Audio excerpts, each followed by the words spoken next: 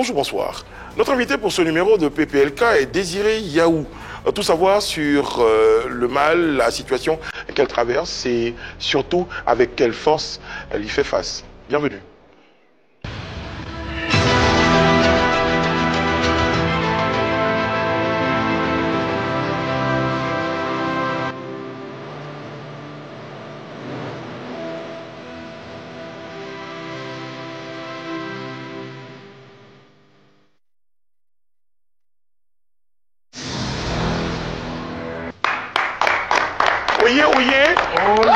Bonjour Tachakou, comment allez-vous? Ça va super ça bien. Va, très on bien. se reporte au week-end, donc tout va bien. Pour nos téléspectateurs, eh bien, recevez la salutation du roi que je suis et de toute la cour qui est très heureuse, comme tous les jours, eh bien, d'être en votre compagnie. Je vous propose le moment de télévision que seuls nous avons comme secret. Vous avez vu l'expression? Non. Ouais. Très bien, ok. Du tout. Non. Ça s'appelle retomber sur ses pattes. Ah, tu as une patate chaude. Exactement. Tout ça dans les mains. Des bienfaits, des malfaits, il y en aura au cours de cette émission. Et bien, ça sera juste après ceci.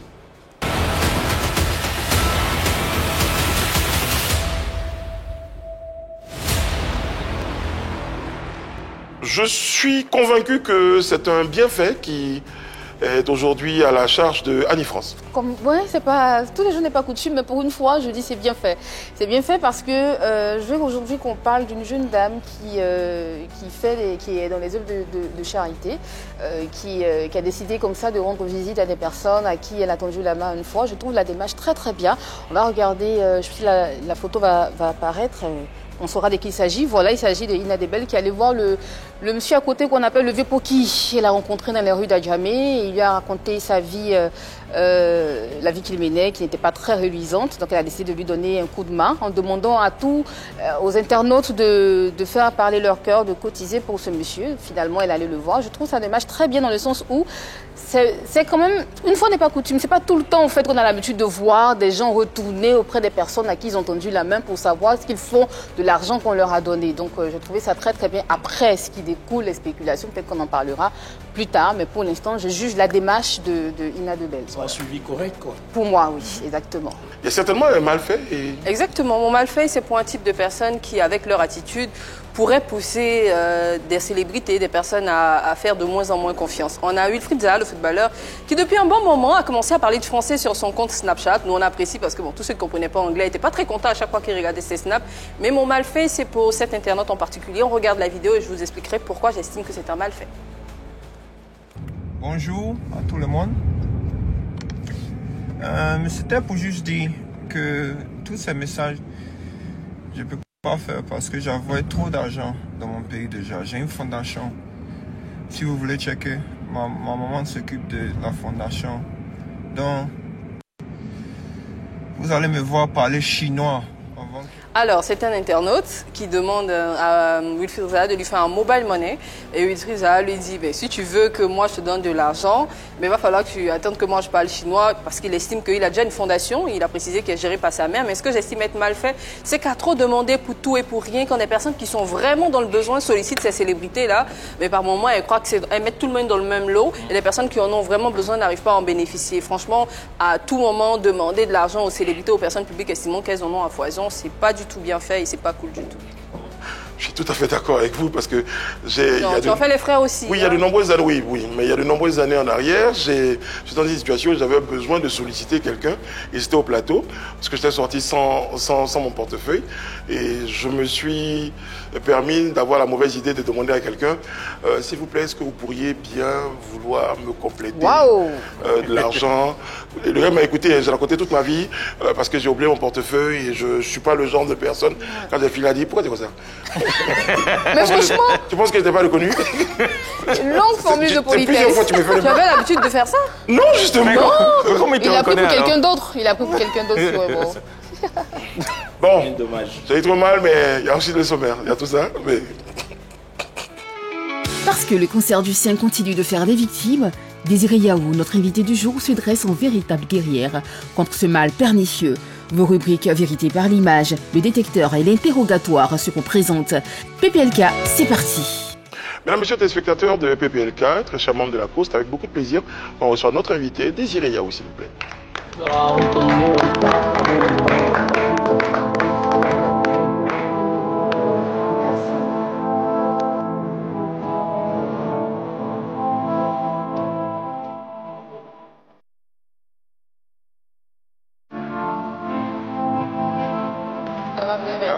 permettez de vous tutoyer. D'accord. Parce qu'on veut se sentir très proche de vous. Ça C'est un marche. peu l'objectif de cette émission, essayer de comprendre, essayer de, j'ai envie de dire, de vous accompagner dans ce combat qu'on a estimé être un combat important. Et pour vous et pour toutes les personnes qui traversent un peu la même situation. Bon, je vais maintenant te tutoyer. D'accord. Alors là, on a remarqué que tu es rentré sur une musique Assini, Didibé. Pourquoi? Assini parce que, en tant que malade, c'est pas que le fait de se coucher et tout. Il y a aussi la joie de vivre. Donc, Assini, pourquoi pas? Tout ce qui est festif, pourquoi pas? Très bien. À cela, je note une autre qualité, la discipline, la ponctualité. 2 heures avant, hein, tu étais présente pour la préparation de cette émission. Merci beaucoup. Je vous en prie. On a poursuivi des invités 2 heures après pour qu'ils soient présents à l'émission. Mais voilà. Alors, la première chose qu'on va permettre à nos téléspectateurs de découvrir, c'est une petite vidéo de présentation de qui est Désiré Yahou. J'espère que vous allez bien. Bienvenue dans la vie d'une fille qui va vaincre le cancer. Alors, petit résumé un peu de ma journée d'aujourd'hui. En fait, je fais cette vidéo si vous voulez parce que beaucoup d'hommes ne savent pas vraiment ce que c'est que le cancer. Déjà, il faut savoir que le cancer, c'est 5 phases. C'est-à-dire la phase 0, la phase 1, la phase 2 qui est où moi je suis, la phase 3, la phase 4 qui est la phase terminale. Et généralement, plus tu sais, plus vite tu sais et mieux c'est. Pour la phase 2, il faut forcément passer par la chimio. Sinon, d'autres personnes à la phase 0, la phase 1, eux, ils peuvent faire une opération, ensuite faire une radiothérapie. Donc, il faudrait savoir ça. Ensuite, autre préjugé que les gens ont sur le cancer, c'est qu'ils se disent que les chimiothérapies, c'est un pas vers la mort. Non. Les chimiothérapies ne sont pas un pas vers la mort. Au contraire. Quand tu sais plus tôt, les chimiothérapies t'aident à réduire la boule qui est dans ton corps de sorte à ce qu'on puisse t'opérer plus rapidement. Si tu sautes la chimiothérapie et tu vas faire une opération sans l'avis, l'accord de ton médecin, il se peut que pendant la cicatrisation, il y ait l'effet champignon. C'est pour ça que vous voyez certaines femmes qui ont le cancer du sein et puis la plaie a grandi, c'est devenu un peu comme un champignon, c'est devenu gros sur leur sein. C'est un peu de ce genre de cas qui se passe. Pour les cas qui malheureusement sont arrivés à la phase terminale, la chimiothérapie va juste aider à prolonger de quelques temps ce qui leur reste à vivre. Donc, la chimiothérapie ne tue pas, au contraire, elle te soigne. Seulement que, d'autant plus qu'elle est forte, elle te fait perdre tes cheveux et tous les poils du corps. Et quand je dis tous les poils, c'est tous les poils. Donc voilà, avant de faire la chimiothérapie, c'est là où j'allais revenir, tu fais une série d'examens. Donc moi, j'ai fait l'examen du cœur au CNRAO de Cocody. Et l'examen du cœur, normalement, c'est 25 000 francs à tout casser. Ensuite, tu fais l'examen des os pour voir si tes os aussi peuvent supporter la chimio.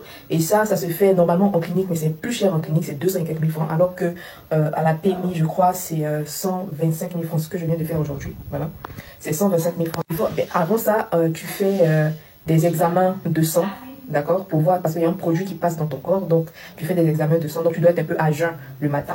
Et l'examen du sang, ça coûte 2000 francs à tout casser. Donc pour l'explication de l'examen des os, je vous fais ça en partie 2. Bisous. Désiré Yahou, là on note certaines explications. Pour présenter un tout petit peu globalement la situation, tu es malade d'un cancer de type 2, triple négatif. Un cancer du sein type 2. Cancer du sein triple négatif. Type 2, triple négatif. C'est ça. En quelques mots. Sinon en français facile pour tout le monde, Voilà. qu'est-ce que ça veut dire?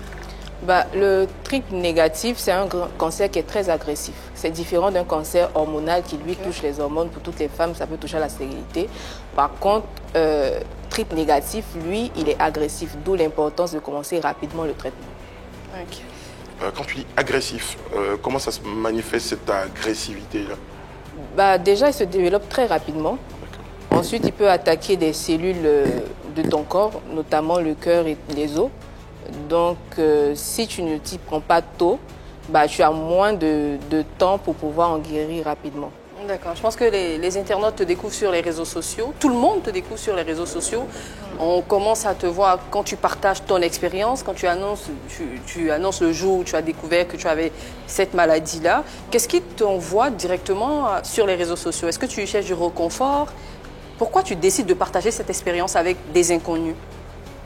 Je décide d'en parler parce qu'on n'a pas vraiment d'informations sur le cancer du sein. Généralement, quand on voit une femme qui est atteinte du cancer du sein, elle est probablement en phase terminale. Donc, je voulais montrer un peu une autre image de ce que c'est que le cancer du sein afin que les gens aient moins peur de cette maladie. Ensuite, donner beaucoup plus d'informations. Et le fait de montrer dès le début, c'est pour amener les personnes à avoir moins peur. Donc c'est un peu ça. Et à quel moment tu as cette idée-là, justement? Est-ce que c'est quand la maladie commence, que tu découvres la maladie, ou comment ça démarre avec TikTok? Au fur et à mesure, parce que déjà je faisais quelques petites vidéos sur les réseaux. Le problème, c'est que mes proches, à force, on est fatigué de à chaque fois répondre aux mêmes questions. Donc, l'idée m'est venue de donner plus d'informations de sorte à ce que tout le monde ait les bonnes informations et qu'on ne répète pas à chaque fois les mêmes questions aux malades parce que ça devient redondant dans les oreilles. Tu as l'air très informé sur la maladie. On a tendance à dire que les sujets au cancer du sein sont des personnes qui ont des membres de leur famille qui sont déjà peut-être passés par là. Est-ce que dans ta famille, vous avez déjà eu recours au cancer? Il y a déjà eu un cas dans ma famille qui est ma tante. D'accord. Qu'il a eu il y a 10 ans en arrière maintenant. Donc oui, j'avais quelques informations. Oui. Donc quelque part, tu étais, je n'ai pas dit prête, mais tu t'es sentie, comment tu t'es sentie justement quand tu as appris la maladie? Normal, parce que j'avais déjà fait des recherches sur le cancer du sein bien avant qu'on me l'annonce. Donc dans ma tête, j'étais déjà préparée. Après, on n'est jamais assez préparé à attendre ce genre de nouvelles, donc ça m'a aidé plutôt à accuser le choc. On va revenir sur les réseaux sociaux. Quand on sait justement que très souvent les internautes ne sont pas aussi tendres, tu n'as pas craint justement le fait de voir des doutes ressurgir, des injures, des propos déplacés lorsque tu commences à montrer ta joie débordante sur les réseaux sociaux?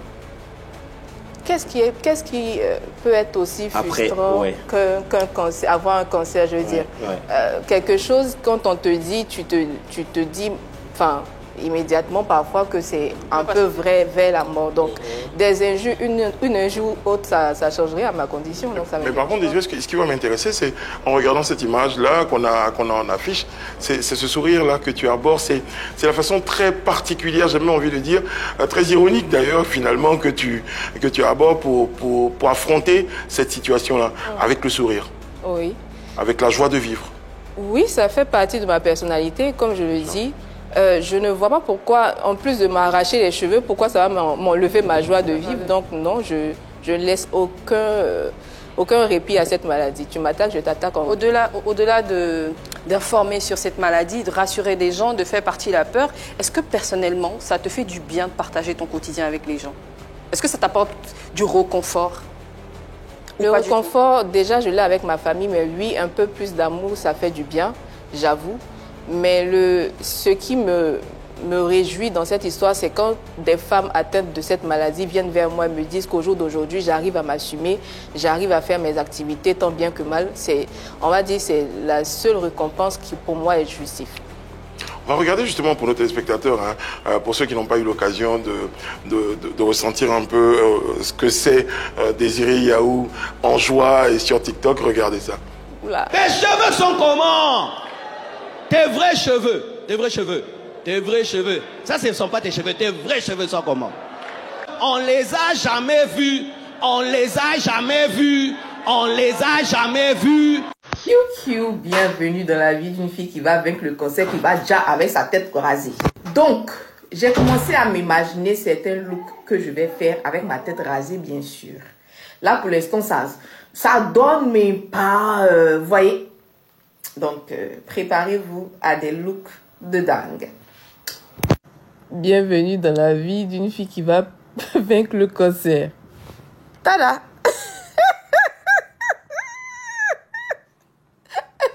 J'ai enlevé ma perruque, j'en avais marre. J'ai enlevé ma perruque. Sous la perruque, là, regardez. On dirait mettre Shaolin.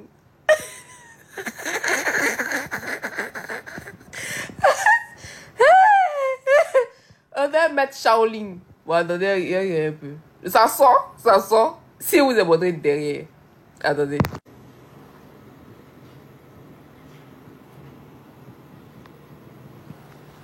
Je sais pas si vous avez vu, mais c'est un truc de dingue. Hein?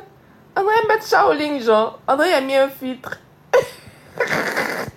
Dès qu'il a coupé tout ça, je peux pas attendre la cérémonie de coupure de cheveux. Parce que là, je pouvais plus. Ma tête me démange. Tu sens que les cheveux sont en train de quitter. Genre, tu sens que genre c'est bizarre. Donc, je vais pas attendre la cérémonie du vendredi.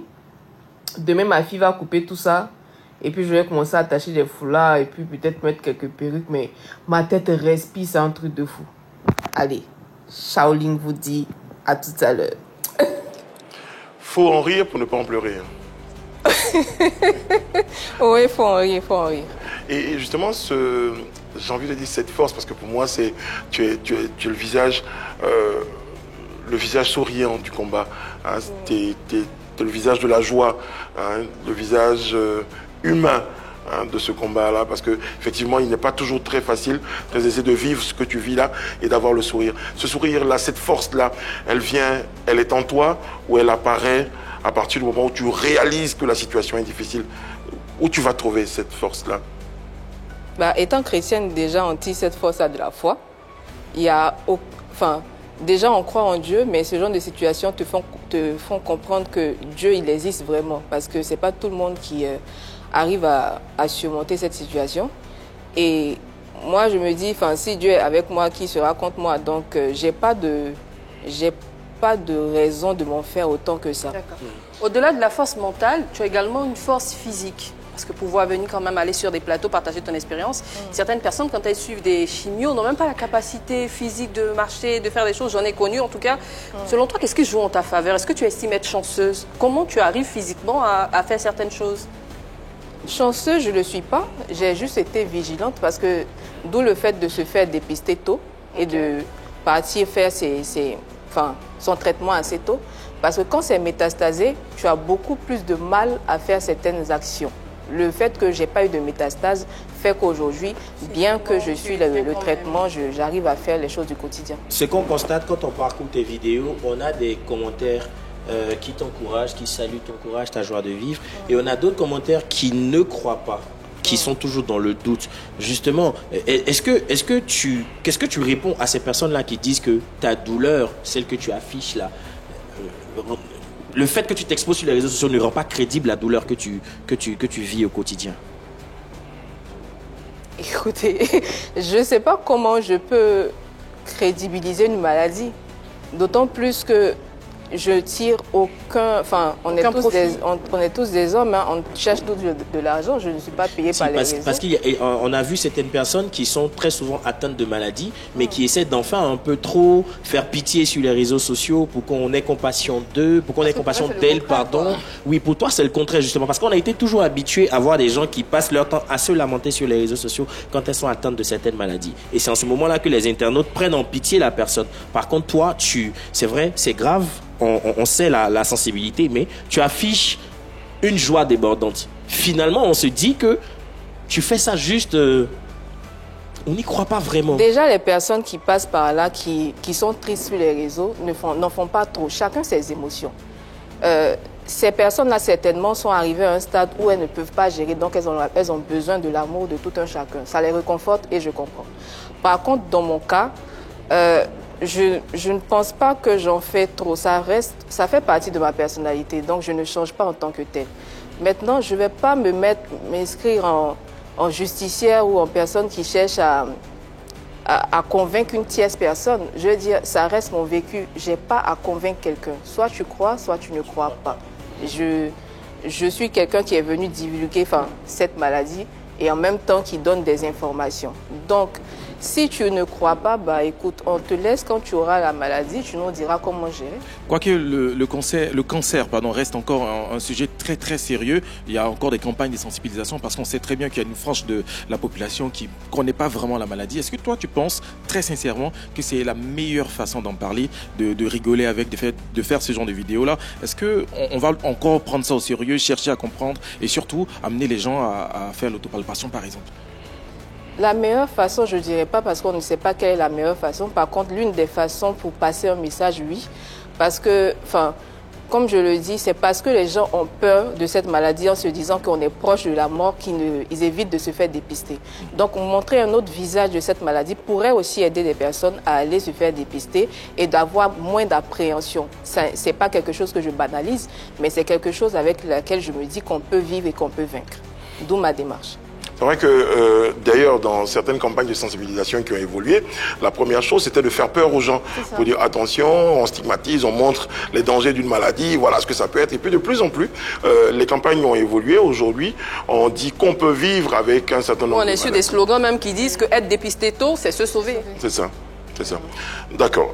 Pour revenir aux commentaires, aux interrogations, quand on parcourait l'affiche, on a vu qu'il y a eu un moment de ce fameux épisode du commentaire supprimé. Attends, on regarde une petite vidéo, on revient. Bienvenue dans la vie d'une fille qui va avec le cancer. Je ne sais pas pourquoi, mais j'ai l'impression que mes cheveux poussent. Bref, ça n'est pas le but du sujet. Je fais cette vidéo parce que il y a l'amie de la jeune fille à cause de qui j'ai fait la vidéo hier là, qui m'a écrit. Une jeune fille très sympa, j'ai l'impression. Elle s'est excusée pour son amie. Elle a expliqué, mais elle s'est excusée pour son amie. Pourquoi je fais cette vidéo? C'est pour deux choses. La jeune fille elle-même en question, je vais mettre son commentaire là, est venue justifier son commentaire. Ce que j'ai pas vraiment compris, mais bon. Écoute, je suis pas quelqu'un de haineuse, je suis pas quelqu'un de méchante, ni qui s'acharne sur les gens. J'ai dit à ton ami que j'allais supprimer la vidéo. Je vais le faire pour elle, pas pour toi. Parce que vraiment, tu manques de sagesse parfois. Je pense que tu es chrétienne, mais il faut enlever l'orgueil de ton comportement. C'est pas bon. Parce que quand une personne, tu dis quelque chose à une personne, moi, ça m'a pas frustré. Hein. C'est juste que je n'ai pas compris, parce que le message était très clair. Le jour où j'ai appris que j'avais un cancer. Et encore là, quand la personne, tu te rends compte de ta bourde, la première des choses à faire, c'est de dire, ah, vraiment, j'avais pas compris, excuse-moi. C'est faire preuve de sagesse et d'intelligence. Mais dans ton commentaire, tu as encore justifié.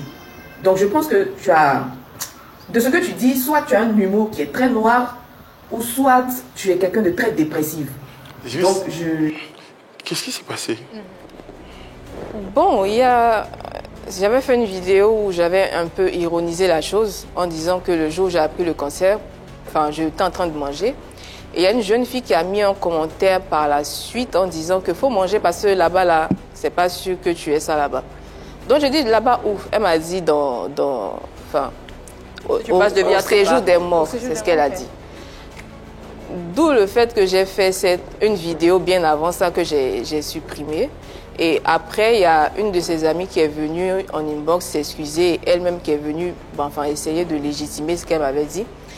Et par la suite, j'ai fait ça, la vidéo qui a suivi. De légitimer ou de s'excuser? Non, elle a tenté de justifier. Elle ne s'est pas excusée, elle a tenté de justifier. Elle a justifié le commentaire. Ah. Peut-être qu'elle voulait simplement dire que c'est un problème de compréhension peut-être. Comment tu prends ça, le fait qu'elle justifie? C'est le fait, tu te dis qu'elle ne comprend pas ta douleur, tu te dis qu'elle est passée à côté de quelque chose? Je ne comprends pas ma douleur, je ne dirais pas. Après, je pense que c'est quelqu'un elle-même dans son fort intérieur qui est très dépressive. J'ai l'impression. Parce que j'ai pris le temps de quand même aller sur son profil, j'ai vu qu'elle avait dit qu'on meurt tous un jour. Ok. Donc je me suis dit, après dans toute situation, il faut essayer de comprendre aussi la personne. Donc certainement, cette jeune fille passe par un mal-être qui est très profond. Donc le fait de voir une personne qui passe par là, immédiatement, elle pense à la mort. Donc j'ai essayé de comprendre. Après, l'intellect aussi joue souvent. Après, moi, quand on va venir sur un mot qu'on prononce depuis, c'est comprendre. Comprendre une personne qui vit une situation difficile et qui en rit, qui la banalise, je vais dire ça comme ça, peut être aussi, mettez-vous à la place de certaines personnes qui n'ont pas eu l'habitude de voir ce genre de réaction. En général, quand une personne reçoit une nouvelle grave, elle est affligée, il y a une forme d'attitude qui était commune. Et il faut reconnaître que celle que tu as venait un tout petit peu être différent de ce que les gens avaient peut-être l'habitude de voir. Vous dire, on t'annonce ce genre de nouvelles-là. Et puis, est-ce qu'il n'y a pas eu cette incompréhension-là qui s'est glissée également dans la tête de certaines personnes? Sûrement. J'en parle à mes amis. Sûrement, quand on parle de cancer, on se dit tout de suite, ce qu'elle a dit en début d'émission, on voit tout de suite la mort. Donc, si quelqu'un qui vient sur les réseaux sociaux, sur TikTok, qui fait des vidéos, qui rigole et tout ça, quelque part, on ne comprend pas forcément sa démarche. On se dit, elle doit être touchée quelque part, peut-être qu'elle a commencé sa chimio, pourquoi elle vient sur les réseaux? D'où elle puise sa force pour venir faire des vidéos, pour aligner des vidéos, pour rigoler. Elle perdait ses cheveux et elle en rigolait. Donc on se pose des questions en fait. Est-ce que des membres de ta famille sont venus te dire, tu vas pas arrêter ton affaire d'être toujours... Est-ce qu'il n'y a pas des personnes de ton entourage qui t'ont même conseillé d'arrêter cette façon de procéder-là? Parce que pour nous, on peut estimer que c'est une nouvelle forme de lutte. Hein. Vous dites on lutte sans forcément présenter le visage dépressif, le visage morbide, mais de dire c'est bon, j'ai la force. Et comme moi, il y a des personnes qui ont besoin de cette force-là. Revenons à la question, est-ce qu'il y a des membres de ton entourage qui t'ont déconseillé cette démarche-là? Bah déjà, je reste la Benjamine de la famille, donc on m'accorde un peu certains privilèges, j'ai envie de dire. Seulement ma mère qui a au début paniqué quand elle a vu la première vidéo, parce que comme on se dit en Afrique, tout ce qui est spirituel aussi a son rôle dans tout ce qu'on a. Donc, elle a un peu paniqué, mais quand je lui ai expliqué ma démarche, elle a fini par comprendre et au jour d'aujourd'hui, elle-même on rigole, donc moi, ça va. D'accord, moi je dis qu'en 2025, si quand on entend cancer, on pense encore à passer de vie à trépas, c'est qu'on ne s'informe pas vraiment sur ce mal-là. Parce que, comme elle a dit tout à l'heure, quand je lui ai posé la question, c'est parce qu'elle a eu la chance, ou c'est parce qu'elle s'est faite dépister tôt, elle a la capacité, malgré les chimios et tout ceci, d'avoir une certaine force physique. Et c'est justement cette force physique-là qui lui permet d'être sur les réseaux et tout ça. Moi, le message que je retiens et que je pense que les gens doivent retenir derrière cette démarche-là, c'est que plus on se fait dépister tôt, plus on a la chance d'avoir une vie quasi normale. Je mets toujours quasi, parce que faire des chimios, se permettre certaines choses, pouvoir marcher, faire des vidéos, avoir une vie, comme je dis, quasi normale, c'est parce que, je reviens toujours, on s'est fait dépister tôt et c'est ce qui doit être dans les cerveaux et dans les têtes des gens. Déjà, il faut savoir une chose, sensibilisation et visibilité vont de pair. Déjà pour commencer. Tu ne peux pas sensibiliser quand c'est que 2 personnes qui te suivent. Ton message ne passe pas. Bien avant d'avoir malheureusement cette maladie, j'avais quand même dépassé la barre des 30 000 abonnés. Donc pourquoi pas utiliser ça pour faire passer un message. Ensuite, en ce qui concerne cette vidéo, si je m'étais arrêtée uniquement à cette vidéo, on aurait dit que c'était mal vu ou mal pensé. Mais je fais en sorte de faire des vidéos régulières pour montrer le processus jusqu'à la fin. Donc, c'est de dire que cette maladie, oui, il ne faut pas dramatiser non plus. Manger, en fait, c'est un peu ironique, mais c'est de dire qu'il faut prendre des forces parce que le combat, il est quand même rude. Donc, il faut quand même prendre des forces, il ne faut pas s'affamer non plus. Et puis, continuer à se battre. C'est ce que je voulais dire. Et puis, vous parlez sensibilisation tout à l'heure, tu parles sensibilisation tout à l'heure, mais il y a des visages aujourd'hui qui portent des combats. Aujourd'hui, on a Désiré, il y a Nadia Sabé, Sébastien Haller. Oui. Donc ces personnes-là sont des célébrités, parce qu'on parlait de visibilité et de sensibilisation.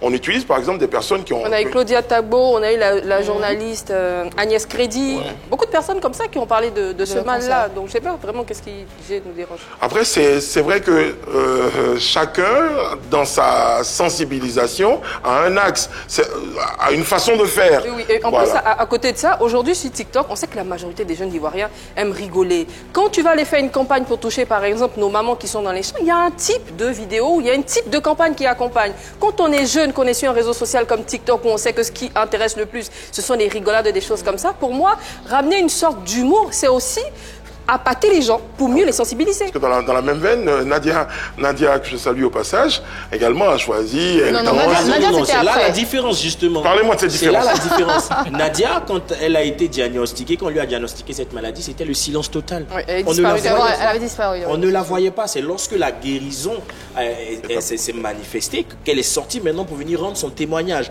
Est-ce que justement cela, quand on jette un regard dans le rétroviseur, on regarde le parcours de Nadia, est-ce que cela t'évoque quelque chose? Est-ce que tu te dis, si elle, pendant sa maladie, elle a fait silence, elle n'en a pas parlé, et c'est à sa guérison qu'elle est venue témoigner, toi, tu préfères justement en parler pour qu'à ta guérison, on soit tous là en train de t'acclamer pour dire qu'effectivement, enfin, j'ai failli dire, tu as combattu le bon combat. Elle a vaincu le cancer. Oui, tu l'as vaincu, ce cancer-là. On soit en train de m'acclamer, c'est un peu fort quand même. C'est pas un match de foot. Après, ça revient justement à ces nombreuses personnes qui viennent mettre des commentaires. Il faut comprendre quelque chose. Nadia Sabé et Désiré Yahou, c'est le même combat. Oui. Par contre, je pense qu'elle n'a pas eu la chance de vite commencer à en parler justement parce qu'elle s'était métastasée. C'est ça. Okay. La maladie avait déjà fait des métastases et son pronostic vital était engagé, malheureusement. Et heureusement aussi pour elle, au jour d'aujourd'hui, elle s'en est sortie. Donc, c'est deux actions qui s'emboîtent. Parce qu'elle a terminé, elle en parle, et moi, dès le début, j'en parle. Donc, c'est deux actions qui s'emboîtent. Il n'y a pas forcément à comparer même déjà, parce que je me dis, voilà. Et puis chacun sa force, chacun ses moyens, chacun son attitude. C'est ça. Bah, voilà. À la fin, elle a même fait un documentaire qui avait été projeté dans une salle de cinéma ici pour en parler, pour expliquer son parcours, au lieu de faire effectivement des vidéos TikTok. Et elle fait des collectes en plus que je vois des lives des les dames, soirs pour aider des personnes. Donc pendant qu'elle sacrifie sa nuit, moi je dors. Maintenant le matin, moi je me lève, je fais des vidéos de sensibilisation. Donc c'est deux actions qui se complètent pour un même combat. Alors à côté de cela, il y a... Eunice a parlé tout à l'heure du manque d'informations qui passe normalement, parce que si jusqu'à présent, en 2025, on pense qu'on peut mourir du cancer, c'est que l'information... Non, c'est pas ce que j'ai dit, parce que oui, en 2025, on peut mourir du cancer. Hein. Non, bon, enfin, je dis que celui qui croit qu'effectivement, on ne peut ça pas arrive, mourir... Voilà. Alors, il y a ce qu'on a l'habitude de remarquer, une fois qu'on rentre dans le mois d'octobre, les hommes, généralement, ont cette manière de... je ne sais pas comment l'expliquer. De se déguiser. En médecin... Donnez pour qu'on puisse palper, faites ceci, faites cela. Justement, Ariel Chenet est sorti. Quand il a vu la vidéo d'un humoriste, Zé Lamour, il a interpellé le type pour lui dire c'est pas une bonne attitude à avoir parce que tu ne sais pas justement le combat que les gens mènent derrière. Est-ce que cette forme de sensibilisation ou bien cette forme d'amusement de la part des internautes t'affecte aussi également quand les gens mettent des publications? On est en octobre, mais depuis là, il n'y a aucun SIN qu'on a. Voilà. Pas forcément. Je comprends juste par là le manque cruel d'informations que les gens ont. Parce que c'est pas en faisant ce genre d'activité. Et même quand ils se déguisent en rose aussi, on va dire ça aussi. Quand ils se déguisent quand ils se déguisent en rose, en vrai, je pense que, comme je le dis, c'est parce qu'ils n'ont pas l'information qu'ils font ce genre d'attitude. D'où le fait de beaucoup communiquer. Ça n'excuse en rien le fait de prendre ça un peu à la dérision et tout ça. Mais plus les gens vont en parler, mieux ils vont comprendre la situation. Donc, faut pas forcément les accuser, mais il faut leur faire comprendre que c'est mal placé de venir comme ça et en parler, alors qu'une femme peut perdre son sein carrément. Et sachant que même aussi ils sont atteints des cancers, on le sait, hein, les hommes. Même oui, un pourcentage assez faible. Oui, mais au moins ça existe. Au-delà de la joie que tu partages sur les réseaux sociaux, qu'est-ce qui a véritablement changé dans ton quotidien depuis le jour où tu as appris que tu avais cette maladie jusqu'à aujourd'hui? Ma perte de cheveux. Au-delà de ce que tu partages sur les réseaux. Ça n'a pas changé grand-chose dans le sens où mon quotidien reste le même. Tu continues à aller au travail? Bien sûr, juste que j'ai appris peut-être à déléguer un peu plus. Parce qu'après, tu ne peux pas tout suivre en même temps. Donc, à déléguer un peu plus, à faire un peu plus confiance aux autres. À m'ouvrir aussi, parce que je suis quelqu'un quand même qui était assez timoré. Donc, m'ouvrir aux gens, parler avec des personnes, oui. C'est tout. Désiré, avant la fin de cette émission, on aura des moments, des questions avec toi, justement, pour évoquer certaines choses peut-être plus personnelles, des expériences. D'accord. Dans ce que je veux dire, si je n'explique pas, ça peut être mal interprété. Okay. Mais ce que je veux dire, tout à l'heure, Eunice disait, dans ton quotidien, qu'est-ce qui a changé? Quelle est la personne peut-être qui t'a le plus soutenu? Est-ce qu'il y a des personnes qui ne comprennent pas ce genre de questions-là? Je pense qu'on aura le temps avant la fin de cette émission d'en parler. Pour l'instant, je fais la transition comme ça pour sortir des questions, pour dire qu'on va t'envoyer à ce qu'on appelle chez nous le détecteur de vérité. En vrai, on ne doutera pas de ce que tu dis, mais notre robot ordinateur, il est tout spécial. On va te poser certaines questions. Est-ce que tu es prête? Très prête. On t'envoie au détecteur. Bye. Déjà, Yaou, tu es sur notre chaise de vérité. Notre ordinateur va analyser tes réponses et sur cette chaise de vérité, tu n'as droit qu'à un oui ou à un non aux questions qu'on va te poser. Ok. Tu nous promets de répondre en toute vérité, rien que la vérité? Oui. Très bien, c'est déjà un oui. Alors, tu vas sentir des couleurs. Si l'ordinateur estime que ce que tu dis, il a un doute, tu auras une couleur orange. S'il est d'accord et il pense être très très vrai, tu auras du vert. Et s'il n'est pas d'accord, parce que ça arrive, eh bien, tu sentiras un rouge. Mais je te rassure, tu auras l'occasion, à l'interrogatoire, de donner certains détails. Okay. Pour déconstruire l'idée que notre ordinateur se fait de ta réponse. Okay. Sur ces paroles, voici la première question. Désiré Yaou a-t-elle souvent peur du mal qui la ronge? Oui. Ça, c'est propre, c'est propre, c'est propre. C'est propre, c'est zo. Est-ce qu'il t'arrive de perdre espoir? Non. C'est deuil. C'est deuil. Écrases-tu tes larmes dans le silence de la nuit? Non.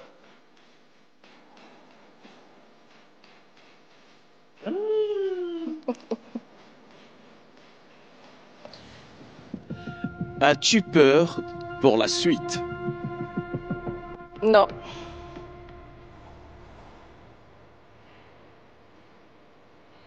Ça, c'est propre, c'est propre, c'est propre.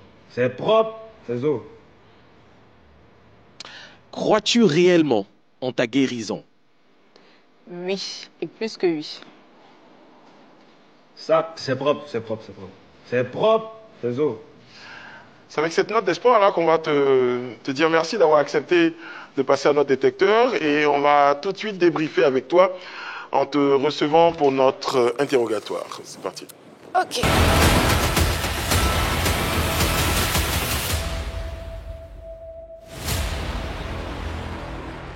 Merci. Désiré? Ah, ok. Alors, j'ai des petites questions à te poser. Ok. Est-ce que tu bénéficies d'une prise en charge? Non, non. Tout est à fond propre. Tout est à fond propre. Tu as dit en début d'émission que le traitement coûte cher. Oui. Comment tu fais alors? Bah, faut savoir qu'on a la possibilité aussi de payer parfois par tranche ou en fonction de comment est-ce que tu le sens. Donc, c'est, on va dire, plus abordable pour moi. Sinon, pour l'instant, j'ai pas de prise en charge. D'accord. Tu es chrétienne, tu l'as dit. Est-ce que ton église ou ta communauté te soutient? Si c'est le cas, dans quel sens? Bien sûr, ils me soutiennent en prenant de mes nouvelles, en priant aussi parfois pour moi et tout ça. Donc oui, je reçois beaucoup de soutien. Ton mal, il est spirituel, tu penses? À la fois spirituel et physique, on va dire. C'est-à-dire? Scientifiquement parlant, on ne peut pas dire que c'est spirituel, mais je pense que le spirituel agit sur le physique, d'autant plus que spirituellement, on peut te donner des addictions qui te feront avoir des prédispositions à avoir cette maladie. Et moi, c'était manger la malbouffe, on va dire. Ok, d'accord. Donc tu n'as pas pris soin de toi, en quelque sorte? J'ai pas mangé sainement. Sainement, ouais. D'accord. Donc aujourd'hui, ça veut dire que tu suis un régime assez spécial? Oui. D'accord, pour ne pas empirer la maladie, si je peux m'exprimer ici. C'est ça, exactement. D'accord, ok, c'est assez strict. Et de façon spirituelle, c'est ça? Comment de façon spirituelle, on prie. D'accord, d'accord. Avec ta famille, avec ton Ma église? Ma famille, mon église, mes proches aussi qui ont aussi eu la foi à travers ça, qui se mettent aussi à prier. Donc c'est tous ensemble qu'on essaie de combattre ça. D'accord. Tu es en couple? Non. D'accord. Tu n'as pas d'enfant? Si. Comment ton enfant appris cette nouvelle? Est-ce que tu lui as expliqué? C'est une fille, c'est un garçon, Garçon, mais il n'y a aucune information. Ça reste quelque chose qui m'est propre, ça reste quelque chose que je vis moi-même. Donc je veux dire, je laisse le côté, tout ce qui a famille à côté, et moi seul, je vis la situation. Il a quel âge? 5 ans. Ah, d'accord. Donc tu veux préserver son innocence? C'est ça? Tu ne veux pas qu'il se mette à la place de maman? Tu préfères accuser le coup toute seule, c'est ça? C'est ça. D'accord, ok. Je pense que c'est... Oui, en ce moment, il y a une campagne de sensibilisation qui fait ravage dans la capitale en l'honneur, à l'occasion justement d'Octobre Rose. C'est gratuit, pour ce que j'ai entendu. Je pense que pour ce que j'ai entendu, c'est gratuit. Est-ce que tu as des messages? Est-ce que tu fais partie d'une association d'Octobre Rose? Comment ça se passe? Des messages de femmes qui passent par là, oui. Après, je ne fais pas particulièrement partie d'une association.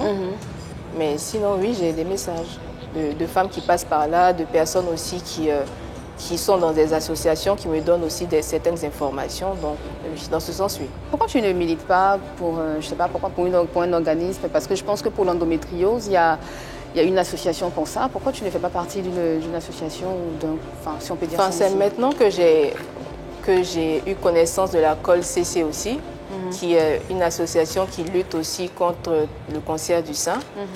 Donc, d'où le fait de faire ce genre d'émission. Je pense qu'ils ont envoyé aussi une spécialiste qui va en parler. Donc voilà, pour l'instant, c'est ce que je fais. Après, on verra. Quelque part, on a envie de te demander, on est tenté de te demander, est-ce que c'est pas parce que tu as les moyens de te traiter que tu passes cette maladie en dérision? Que j'ai les moyens de me traiter ou pas, il y a des personnes qui ont les moyens qui aussi sont en phase terminale, qui n'ont pas forcément la force de se soigner. Donc, c'est pas une question de moyens, on va dire. D'accord. Pendant le détecteur, on t'a demandé si tu avais peur. Tu as dit oui, c'est qui est tout à fait normal. Est-ce que tu as essayé ou tu t'es dit que ce serait bien de prendre attache avec un psychologue pour en parler? Non. Pourquoi? Ma mère est là. Tu préfères? Quand ça ne va pas. Un spécialiste pour toi, il ne pourra pas il ne pourra pas comprendre ton mal, il ne pourra pas t'aider dans ce que tu... Pas qu'il ne pourra pas m'aider, mais je ne pourrai pas m'ouvrir pleinement. Ma mère, elle est légitime, elle sait tout pratiquement dans ma vie. Donc, c'est elle seule qui peut comprendre quand je prétends être bien ou quand je suis bien. D'accord. C'est la meilleure personne. Qu'est-ce que tu veux qu'on retienne de toi? Pas qu'on retienne de moi, juste qu'on retienne que le cancer, ce n'est pas une fatalité. Et qu'avec le cancer ou sans le cancer, il faut quand même prendre soin de sa santé et positiver en toute enfin, je veux dire, situation. D'accord. Merci Brice. Merci Désiré. On va peut-être pas retenir, mais je peux dire simplement que sur ce plateau, ce qu'on découvre, personnellement en tout cas, c'est une personne résiliente, c'est une personne qui a décidé de vivre et qui croit la foi dans sa guérison, la foi en des jours meilleurs. Et je peux t'assurer que dans ce combat, tu n'es pas seul.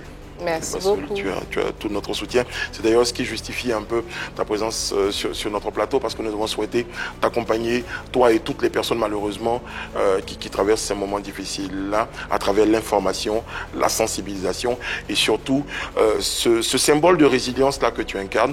Et on est très très heureux que tu sois avec nous aujourd'hui. Merci beaucoup. Alors, on va regarder une petite vidéo justement parce qu'on est vraiment aujourd'hui... Alors, j'espère que tous ceux qui regardent l'émission ne vont pas dire « Ah, PPLK !» Bon, enfin, au moins aujourd'hui. Mais on est dans la sensibilisation et c'est un spot qu'on vous propose pour, encore une fois, apporter notre soutien et notre contribution à la lutte contre le cancer du sein. Regardez. Parce qu'aimer la vie, c'est aussi apprendre à la protéger. Est-ce que vous savez qu'en 2024, il y a eu plus de 3000 cas qui ont été détectés? Une fatalité? Non. Le cancer du sein n'est pas une fatalité. Rassurez-vous, la solution existe. On a beaucoup de chances de guérir du cancer du sein. Surtout lorsqu'il est dépisté tôt. Hommes, femmes, dépistez-vous très tôt. Que ensemble nous puissions lutter et vaincre cette maladie. Faites-vous dépister. Fais-toi dépister. Fais-toi dépister. Faisons donc du dépistage un réflexe de vie.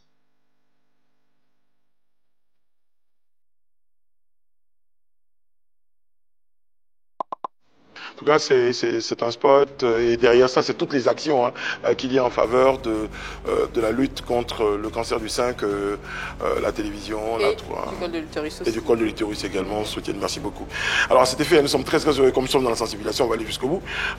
Notre future présentatrice, parce que là, elle a testé quelque chose, nous évoquait notre prochaine invitée, Madame Becré Fox-Sylvie, qui est présidente fondatrice de la Fondation des femmes tsunamites en action. Elle est membre de la COLCC, qui est la coalition des organisations de lutte contre le cancer, qu'on reçoit maintenant sous vos ovations, très chers membres de la vie.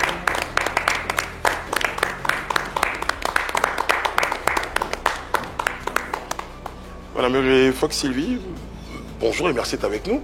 Bonjour. Alors, justement, vous êtes engagé, vous êtes en pleine dans la lutte. Quand c'est un exemple comme celui de Désiré, qu'est-ce qui vous inspire? Vous vous dites, on ne fait pas tout ça pour rien, et ça vous encourage à poursuivre? Ça vous donne de la force? Oui, ça nous donne beaucoup de force, ça nous encourage à poursuivre. On était déjà ensemble dans la salle d'attente et on lui donnait quelques conseils.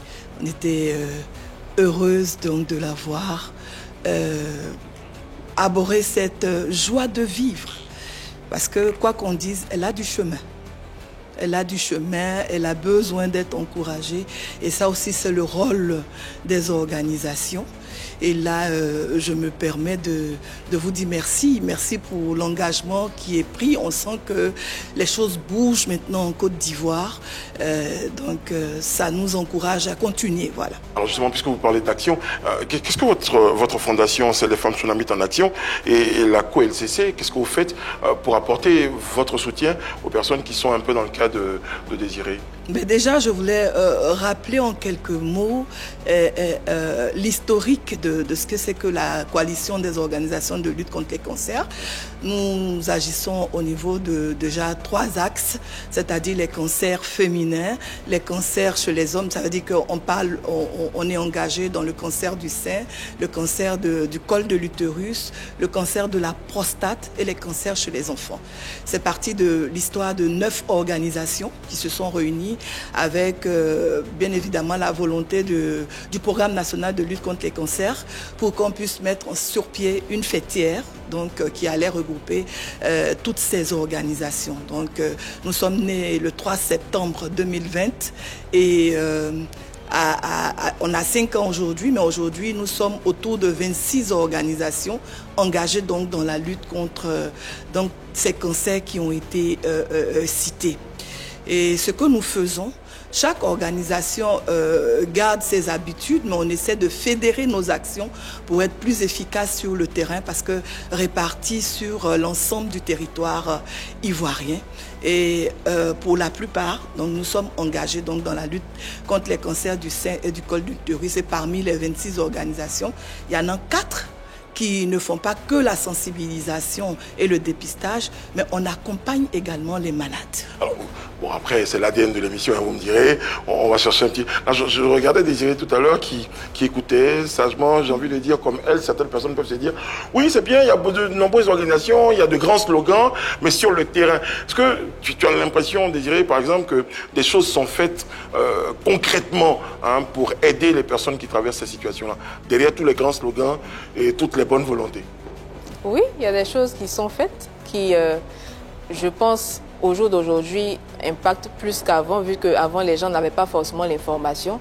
Donc, le fait de tourner un peu partout fait qu'ils ont les informations, ils vont dans les lieux... Au-delà de l'information, Madame Fox, justement, on évoque le côté coûteux. Hein, on en parlait sur notre plateau du traitement. Il faut le dire, ça coûte très cher. Ça coûte très cher. Et puis... je suis l'émission, c'est vrai que je fais partie des invités, mais je suivais l'émission depuis le début. Vous savez, elle a parlé du type de cancer qu'elle a. Le triple négatif, ce n'est pour faire peur à personne, c'est la forme que les femmes noires développent le plus. Le cancer hormonal, on est arrivé à le maîtriser quelque part. Le triple négatif, on est encore, même dans les États les plus développés, on est encore en pleine recherche là-dessus. Pourquoi spécifiquement les femmes noires, en fait? Ça m'intrigue quand même. Il faut c'est les fibromes, c'est les cancers du sein. Il faut que vous ayez l'occasion d'inviter un généticien. On n'en a pas d'ailleurs en Côte d'Ivoire. Il y a un Ivoirien qui a vécu plus de 30 ans aux États-Unis, qui est rentré maintenant, qui est généticien. Vous aurez peut-être l'occasion de l'inviter, il pourra vous expliquer, parce que le cancer du sein aussi, ça part de l'ADN. D'accord. Voilà. Est-ce que vous qui êtes dans la sensibilisation, vous sentez une différence entre le type de sensibilisation que Désiré fait sur les réseaux sociaux pour sortir du classique? Est-ce que vous sentez que ça touche plus de personnes ou pas? Le type de sensibilisation qu'elle fait, tout à l'heure, on me l'a présenté. J'avoue que si je ne suis pas sur Facebook, je ne la connais pas. Voilà. Ou même si je suis sur Facebook, je ne l'ai jamais vue sur Facebook. Ça va peut-être surprendre. Voilà. Mais le type de sensibilisation qui porte aujourd'hui, c'est la proximité. La proximité, et aussi, il faut qu'on soit capable de présenter des personnes qui ont vaincu le cancer. J'ai entendu sur ce plateau, on ne peut pas déclarer en Côte d'Ivoire quelqu'un guéri du cancer avant 10 ans.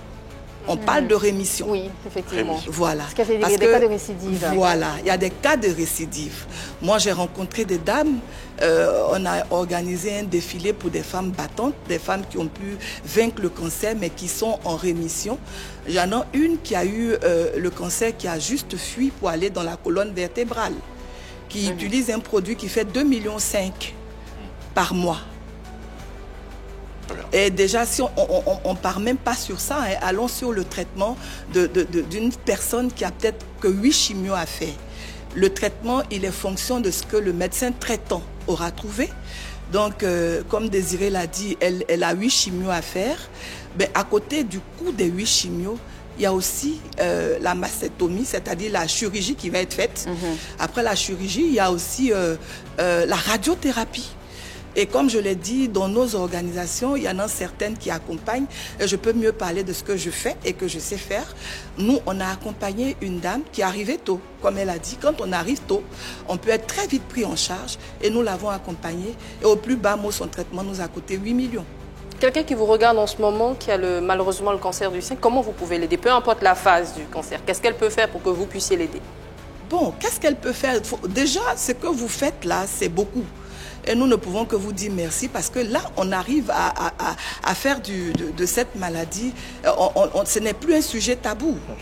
On arrive à en parler, on arrive à dédramatiser. Aujourd'hui, il y a même des médecins qui ont besoin d'être formés. Il y a très souvent quand on dit pourquoi les hommes peut-être se déguisent. Oui, il y a des hommes qui ont découvert le cancer de leur conjointe. Vous avez parlé tout à l'heure d'Agnès Crédit, Nadia Sabé, ça a été pareil. C'est leurs conjoints qui ont découvert, comme pour dire que les hommes au même titre que nous sont concernés. Et il faut le dire, il y a au moins 1% d'hommes qui a atteint du cancer du sein. Voilà. Donc tous nous sommes concernés en fait. Et donc quand je dis la proximité, et c'est ce que nous faisons. À travers la COL-CC, voilà, on va vers les populations, on les amène à comprendre que ce n'est pas un sujet tabou. Il faut être très tôt dépisté. Et très tôt dépisté, on peut faire son traitement et être en rémission et ensuite être guéri. Pourquoi pas? On aurait pu, hein, tout de suite, quand on vous écoute à la suite de la question de Nice, imaginez que quand on a la situation, il faut tout de suite rentrer en contact avec vous, mais déjà commencer par le dépistage, avoir son médecin traitant et puis après, certainement sur vos adresses et vos contacts, de la coalition, de la COLCC ou encore de la Fondation des femmes tsunamites en action, eh bien, pouvoir bénéficier, entre guillemets, d'un accompagnement, d'un soutien. Et déjà, nous, on voulait vous dire merci pour ce que vous faites. Merci. Mais Monsieur Brice, je voulais juste rajouter qu'aujourd'hui, grâce à Octobre Rose, là, grâce aux efforts du gouvernement, plusieurs centres de santé, peuvent être visités. Il ne faut pas qu'on attende octobre. C'est-à-dire toute l'année, on peut lutter contre le cancer, que chaque femme se rende soit auprès de son médecin traitant ou dans les centres de santé agréés ici en Côte d'Ivoire pour se faire dépister. Et c'est gratuit durant le mois d'octobre et durant le mois d'octobre aussi, la mammographie est à 2000 francs dans les centres agréés. Donc aujourd'hui, le gouvernement fait beaucoup d'efforts pour que ce soit vraiment gratuit le dépistage. Parce que c'est vrai, on peut avoir les moyens de se faire traiter, mais il faut surtout prévenir. Donc c'est la prévention qui nous permet de gagner du temps et d'aller beaucoup plus vite. Voilà. Madame Fox, merci beaucoup. Merci pour votre intervention. Ma chère Désirée, quand on préparait cette émission, comme d'habitude, nous nous disions, on espère qu'on va peut-être pas, parce qu'on a malheureusement vécu ça il y a quelques jours, on passera peut-être pas par des larmes sur notre plateau. Eh bien, on avait de magnifiques sourires. Et ce sourire-là, on va le garder, c'est le sourire de l'espoir, c'est le sourire de la victoire, j'ai envie de le dire. Oui. Et pour ce que tu incarnes aujourd'hui comme combat, toute l'équipe de production de cette émission-là se joint à moi pour te dire bon courage, merci. Pour te dire tu y arriveras, merci. Et surtout que tu n'es pas seul. Merci beaucoup. Ah bah, je pose la question à tous les invités. Tu as été contente d'être sur notre plateau? Ça t'a fait plaisir? Très à l'aise. Très bien. En tout cas, nous, on était très contents de te recevoir. Un message, certainement, pour toutes les femmes qui te regardent en ce moment, pour toutes les personnes qui t'aiment, et celles qui te découvrent, celles qui malheureusement vivent la situation. Quel peut être ton message? Pour les personnes qui passent par cette situation, j'ai envie de leur dire de ne pas perdre espoir parce que c'est difficile de garder le sourire. Après, il faut savoir que le stress aussi amplifie parfois les symptômes, donc il faut éviter au maximum. Il faut se faire soigner. Il ne faut pas forcément écouter des personnes qui ne passent pas par cette situation. Il faut écouter son médecin traitant, garder la foi et puis aller jusqu'au bout du traitement, même quand on va arriver vers les radiothérapies. Et à toutes celles qui ne passent pas par là, leur faire comprendre que ce n'est pas une fatalité. Il faut se faire soigner, se faire dépister, pardon. Et mieux, plus vite c'est vu et mieux il est traité. Et moins il est coûteux, on va dire. Donc n'hésitez pas et puis voilà, on est ensemble. Moi je vais guérir par la grâce de Dieu. Amen. On a envie de dire. Voilà, faut que vous avez des ambassadeurs. Désormais sur ce plateau, pour être sûr que votre fondation a des ambassadeurs et des vaillants ambassadeurs et ambassadrices. Parce que quand même, j'avais dit ça sans mauvais, mais je ne veux pas être machiste. C'est une loi de la grammaire qui fait ça. Bon, on a été très heureux d'être en votre compagnie. Prochain rendez-vous, lundi. Lundi. D'ici là, le roi que je suis et toute la cour vous salue. Que Dieu veille sur vous. Que Dieu veille sur la Côte d'Ivoire. À lundi. Amen.